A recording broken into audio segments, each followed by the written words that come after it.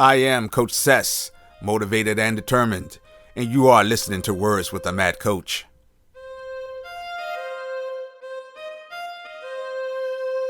Okay, Mad World, it's me, Coach Sess. In that opening segment, you saw me joking around with Paris Artist, and it was all about him delivering power on his knees. He had thrown some knees, and I was bringing it back to his attention. Hey, that's not what you taught.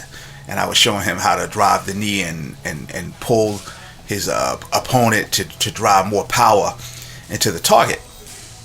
And the whole point I'm making of that is that, coaches, you don't have a monopoly on good ideas, fresh ideas, and sometimes you don't even do it better.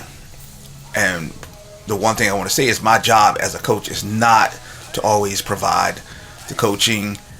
The job is to make sure that good coaching happens. And so in this particular segment, this is one of Anthony Wright's teaching segments. And it's okay. It's okay to hand over the reins and let someone else take charge for change, as you pretty much just act as supporting role, supporting cast, so to speak.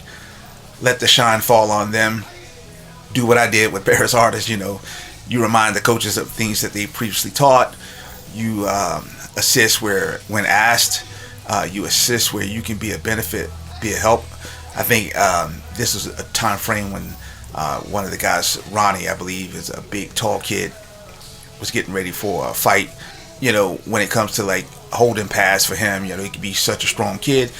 That's where I come in and say, okay, I can take his impact and hold pass for him and not worry about someone smaller injuring themselves trying to do it, or him developing artificial skills because they don't have the right size or height or length or whatever.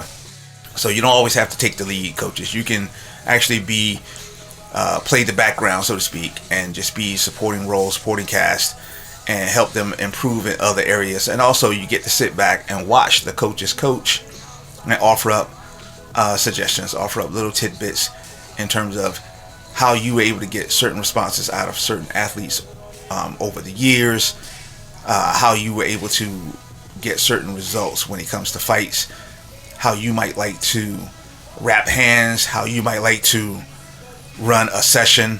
All these things are important, and to some degree these things might fall into the category of being nuanced, which they are, but you want to give them as much insight as possible because they haven't developed their overall game yet. They haven't figured out all the things that they want to do. A lot of it they will have seen elsewhere, get it off YouTube. They may have watched Ultimate Fighter. They may have watched some boxing events and heard the commentator say some things that sound great. But ultimately, you want them to give instruction based on their own insights, but they're going to need your help. They're going to need your help from your experience and say, this is what I've seen, this is what I've been taught, this is what I know other coaches have done in the past. One of the best lines I've ever heard was two black belts talking about Bruce Lee, and they said, we're not interested in what Bruce Lee taught, we're interested in what Bruce Lee learned. How did he make those distinctions? How did he come up with the things that he came up with?